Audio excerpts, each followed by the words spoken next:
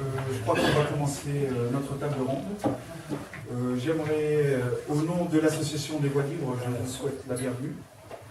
Je voudrais remercier les membres, les amis, les sympathisants pour votre présence. Votre présence témoignage de votre engagement à nos côtés. Sachez qu'il nous est de plus en plus infiniment précieux. Continuez à nous soutenir.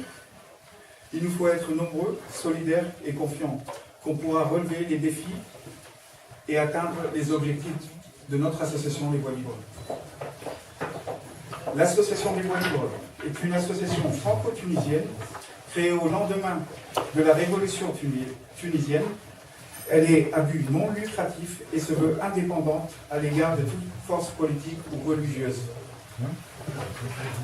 Nos objectifs sont lutter contre toute forme de racisme, discrimination et de xénophobie, agir pour la défense des droits de l'homme, la liberté d'expression, multiplier les échanges interculturels et intergénérationnels, veiller aux intérêts des Tunisiens en respectant leur identité culturelle, la participation à animer et dynamiser la vie locale à Strasbourg.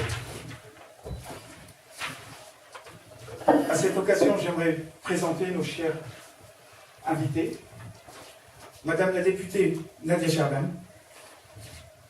a grandi à Nabeul, Tunis, où elle a fait ses études primaires et secondaires, forte avec une licence en lettres modernes et doctorat en sciences du langage à l'université de Jussieu Paris. Son engagement dans différentes associations de l'immigration, sa lutte pour les droits des émigrés, entre parenthèses, droit de vote, le racisme, la discrimination, le sexisme. Elle a lutté pour l'autonomie juridique des femmes migrantes. Son militantisme l'a amené en Afghanistan et Congo. À son compte, plusieurs contributions, articles et publications dans la presse et livres pour enfants. Aujourd'hui, députée Al-Massar, à l'Assemblée nationale constituante tunisienne, de la circonscription France 1. On va arriver. Monsieur le député Slim Ben Abdeslam, né d'un père tunisien et d'une mère française, a fait ses études secondaires dans l'enseignement tunisien. Avec un baccalauréat en économie et sociale, il étudie le droit à l'université de Créteil-Nanterre, Sorbonne. À la main, une maîtrise en droit et un master 2 en droit de travail. Il décroche un job au sein de l'ONG France Terre d'Asile, puis comme assistant parlementaire dans l'Assemblée nationale française, avant de se consacrer à la profession d'avocat droit de travail. Membre de la Ligue des droits de l'homme, actif au sein de l'association France Terre d'Asile, aujourd'hui député Nida Tounes à l'Assemblée nationale constituante tunisienne. Circonscription France 1. Aujourd'hui, on est autour d'une table. Malheureusement, elle n'est pas ronde, mais sur un thème après l'adoption de la Constitution, quel horizon pour la Tunisie. Donc, on sait tout le monde que après 2 ans de travail très pénible pour reconstruire notre Tunisie à travers la Constitution tunisienne, on a trois points à relever. Les nouveaux enjeux d'aujourd'hui et demain, c'est-à-dire un état de lieu. Le deuxième point, ce sera la loi électorale. Et le troisième, ce sera l'apport des Tunisiens à l'étranger, bien sûr, qui consiste dans tous les problèmes des bonnes choses pour les Tunisiens. Donc, bien sûr, comme on dit en Tunisie, les femmes sont first. C'est pas les Anglais, c'est les Tunisiens. Donc, on va donner la parole à Madame Nadia Chaban.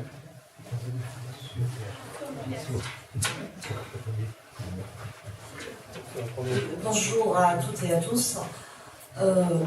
Effectivement, aujourd'hui, on peut parler d'horizon, de défis à relever. Moi, je dirais plutôt parce qu'on est vraiment face à des défis. Et ces défis sont à construire et à avoir au vu de la lecture aussi de cette constitution qui a été votée récemment, donc le 26 janvier. puisqu'elle implique un certain nombre de changements dans le paysage qui est la Tunisie,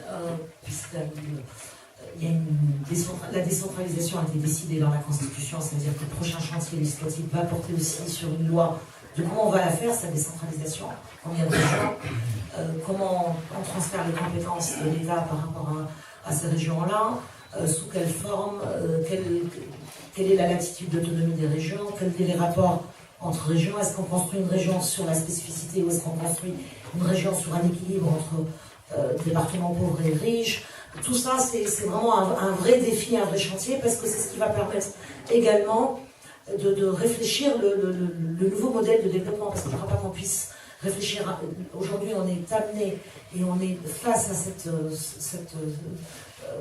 ce défi-là. En tout cas, il va falloir réinventer un autre modèle de développement, rompre avec tout ce qui a été tenté jusqu'à maintenant et qui a échoué, puisqu'il n'a fait que creuser des écarts entre les villes, entre les régions, entre la population, et donc comment sortir de ce cercle de l'appauvrissement de la classe moyenne, comment sortir de cercle, comment désenclaver les régions intérieures, comment aussi donner plus de chances aux plus jeunes, comment combattre les 1,5 million de travailleurs, de travail informel, de personnes qui se retrouvent exclues du système et qui en même temps y contribuent, mais en même temps qui n'y participent pas et qui ne sont pas inclus dans la boucle de productivité. Donc tout ça, c'est un enjeu majeur, et cet enjeu majeur ne peut pas se faire. Entamer une réforme fiscale aujourd'hui est une urgence, mais réfléchir la réforme fiscale sans réfléchir la décentralisation serait une absurdité, parce que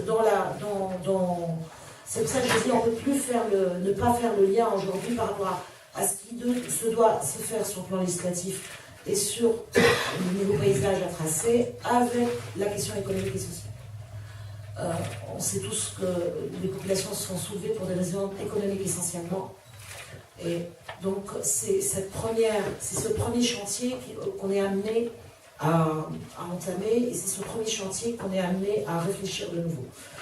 Et en même temps, ce chantier-là ne peut pas se faire sans un paysage stable, sans un pays sécurisé, et sans des institutions et un état de droit construit et bâti.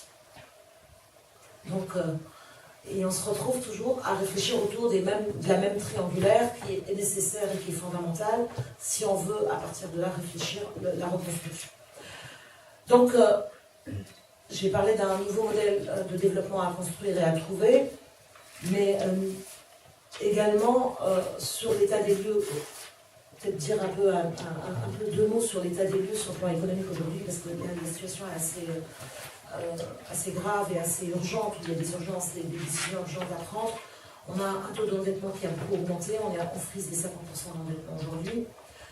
On a un déficit au niveau de quasiment tous les indicateurs, et on a à peu près 93 jours de réserve en devise, donc c'est un bilan également, on n'a jamais été aussi bas, pratiquement. Et en même temps, il y a des infimes signes de relance. Par exemple, il y a des réservations pour le tourisme pour l'été prochain, il y a des petites choses qui sont en train de bouger, parce qu'il y a une stabilisation en cours, sur le plan politique. C'est-à-dire que le fait du changement de gouvernement et le fait d'avoir d'être reparti avec une configuration de personnes plus compétentes et bénéficiant d'un consensus national permet aussi aujourd'hui de redonner de l'espoir et de pouvoir réfléchir la Tunisie quand même telle qu'on la conçoit et telle qu'on la veut, mais de la faire avancer ensemble. Sur la question économique, ce qu'il y a à voir également, c'est qu'on se retrouve un peu dans une situation coincée où on sait qu'il ne faut pas faire de plus, de trop, mais qu'en même temps, on n'a pas tellement de marge de manœuvre et on ne dispose pas de liquidité de temps qu'on veut. Donc on se retrouve quand même quelque part piégé par la situation et par l'héritage de la Troïka 1 et 2, qui ont été quand même assez catastrophiques à tous les niveaux. Et aujourd'hui, remettre un peu du carburant pour que ça refonctionne nécessite un engagement assez important, et l'idée de lancement de l'emprunt national fait partie un peu des mécanismes qui ont été réfléchis pour pallier à l'endettement et pour trouver de la ressource en interne, parce qu'elle existe. Je voudrais juste rappeler quelque chose, c'est qu'en 2010 exactement, 85% de l'investissement était local. C'est-à-dire que l'investissement étranger était que de 15%.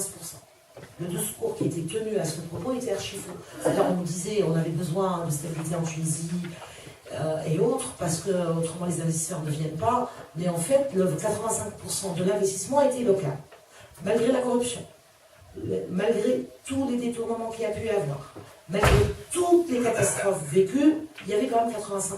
C'est-à-dire que dans la réponse aujourd'hui à apporter, elle est aussi à rechercher sur le plan local. Et un investisseur, qui soit étranger ou tunisien, il fonctionne de la même manière. Pourquoi voulez-vous qu'un Tunisien investisse quand il sait qu'il n'a aucune garantie que ça fonctionne? Et quand le pays n'est pas stable, et quand il y a des problèmes de sécurité, ou il y a des problèmes de corruption qui continuent ou autre. Donc l'inciter également à investir nécessite de mettre en place le même climat. Parce que un capitaliste est capitaliste, hein, qu'il soit tunisien ou qu'il soit français ou allemand, ça ne change strictement rien. Il n'investit pas pour perdre de l'argent. Donc les mêmes ingrédients qu'on avait et qui permettaient cet investissement local, aujourd'hui il va falloir remettre de la confiance, renouer avec cela pour pouvoir amener les Tunisiens à injecter un peu dans l'économie du pays et à pouvoir investir, mais également à entraîner tout le monde dans cet effort national à faire. Et l'idée de l'emprunt national vient de là, puisque je crois que le lancement est prévu pour le 15 mai, a priori. Et c'est une chose que nous, vivant ici, on est en devoir aussi d'y contribuer et d'y participer à cet effort collectif. Je pense qu'on est tous amenés aujourd'hui à réfléchir la chose en termes de solidarité pour la reconstruction du pays. Mais pour que ça puisse marcher, que ça puisse se faire, il y a un certain nombre de choses qui doivent être réglées en amont. Revenir sur un certain nombre de nominations qui ont décapité un peu les institutions et les établissements publics, puisqu'ils ont été quasiment décapités de toutes leurs compétences. Et on a mis un peu à la retraite anticipée ou au placard énormément de compétences. Mais il va falloir revoir toutes ces nominations pour remettre un peu de la confiance et remettre les gens au travail. Il y a également, donc parce que le facteur confiance et compétences sont indispensables pour pouvoir remettre les choses dans l'ordre. Il y a également tous les aspects sur la question de la lutte contre la corruption et la transparence dans le traitement de ces dossiers-là, qui jusqu'à maintenant ont été malmenés et plutôt conduits dans l'opacité la plus totale. Vous savez tous ce qui s'est passé avec le dossier, par exemple, des hommes d'affaires, qui étaient privés de passeport. Vous savez qu'aujourd'hui, il y a 114 parmi eux qui sont construits, qui sont mis en collectif pour pouvoir dénoncer le racket dont ils ont fait l'objet pendant les 2 ans et demi écoulés. Il y a quand même un vrai problème sur l'opacité. Et donc, si vous voulez m'amener à investir, j'ai besoin de savoir où je vais, avec qui je vais. Je ne vais pas subir du chantage ou je ne dois pas verser de pot de vin. Donc la confiance, elle est fondamentale. Et la confiance veut dire rompre avec les pratiques qu'on a connues et instaurer de la transparence dans la manière de faire, dans la manière de conduire les dossiers, dans la manière de les traiter, mais également dans les attributions de marché et autres. L'effort à faire va prendre quelques temps, quand je dis va prendre quelques années. Il ne faut pas partir sur quelque chose qui va se régler en 6 mois ou en 1 an, ça va prendre quelques années. Mais aujourd'hui, il s'agit de redresser un peu la barre, de remettre le train sur les rails pour pouvoir reconstruire derrière quelque chose qui tienne la route et qui soit fondamentalement qui bénéficie surtout un peu de consensus sur la réforme à engager. Si on met en place un nouveau modèle de développement, ce n'est pas pour le remettre en cause 2 ans après avec un autre gouvernement.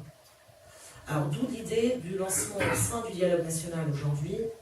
Vous savez, vous connaissez tous de quoi je parle, le dialogue national, c'est-à-dire le quartet plus les partis politiques.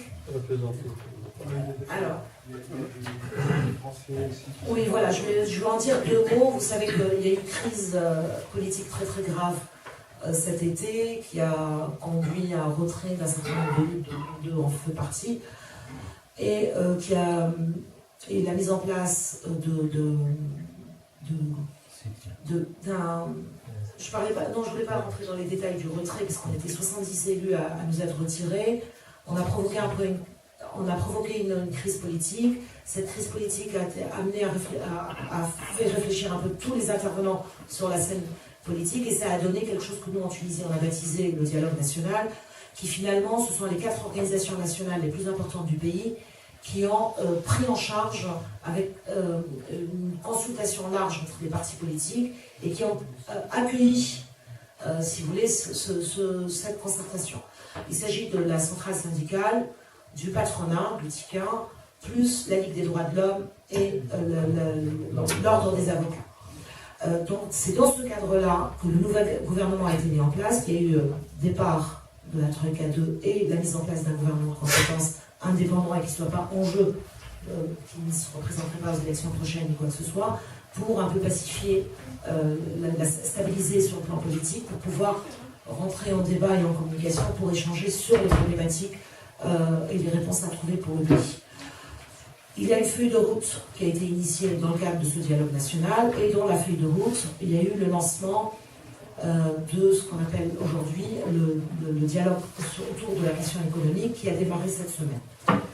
Donc cette semaine, les partis ont été amenés à présenter, les partis ont présenté des experts, des organisations, puis il y a eu des compétences indépendantes qui vont rejoindre, et il va y avoir à peu près 10 ateliers qui vont aborder les différentes problématiques pour mettre tout ça en commun après et réfléchir sur l'alternative économique à construire ensemble. Donc tout ça pour prendre des garanties pour qu'on ne s'engage pas sur un modèle et que par la suite, n'importe quel gouvernement le remettrait en cause pour ne pas être à recommencer perpétuellement les mêmes choses, mais au moins à nous mettre d'accord un peu sur les grandes lignes, les grandes réformes à faire. Donc d'où l'idée aujourd'hui de relancer cette consultation nationale dans ce cadre-là pour réfléchir les grandes réformes et un peu le modèle de développement qui serait à mettre en place pour engager derrière, et sur le plan législatif, mais également sur le plan des réformes structurelles de l'administration et des institutions, les choses qui seront en priorité à faire. Donc voilà un peu je ne veux pas donner les chiffres parce que c'est pas toujours très bon et c'est pas très rassurant d'entendre certains chiffres. Mais moi, je reste fondamentalement optimiste parce que je sais qu'il y a de la ressource en interne et que c'est un problème de confiance aujourd'hui. Il y a une rupture totale un peu de confiance. On sortait de 50 ans de pas de confiance du tout et on en est arrivé aujourd'hui à ne plus du tout avoir confiance. Et c'est comment remettre du lien et comment remettre ce fondamental pour que les choses puissent, pour qu'il y ait au moins un échange et que les choses puissent recirculer. Donc c'est rompre avec des pratiques, rompre avec un système qui ne s'est pas fait jusqu'à maintenant. Puisqu'on a assisté à un mauvais copier-coller de ce qu'on a connu d'avant. Donc aujourd'hui, tout le défi à relever consiste en cela finalement.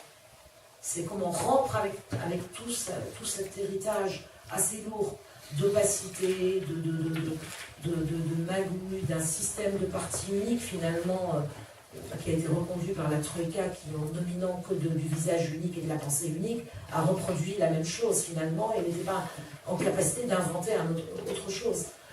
Pour cela, il fallait qu'elle soit très convaincue de l'établissement d'une démocratie et que la démocratie, c'est pas seulement des votes, mais c'est également des valeurs partagées et la priorité, le pays comme priorité numéro 1 et non pas le parti priorité numéro 1. Il va y avoir de l'ambition un peu plus pour le pays. Donc ça c'est par rapport à l'aspect état de lieu, plutôt sur l'aspect aussi qu'on ne peut pas réfléchir les choses sans tenir compte de ce qui s'est fait au niveau de la Constitution par rapport à ce qu'il y a à faire, et qu'on se doit maintenant de réfléchir dans ce contexte-là et non plus dans le contexte d'avant. Ça nous amène à revoir les contours différemment. Je ne sais pas si j'ai répondu à toute la question. Après, on verra exactement si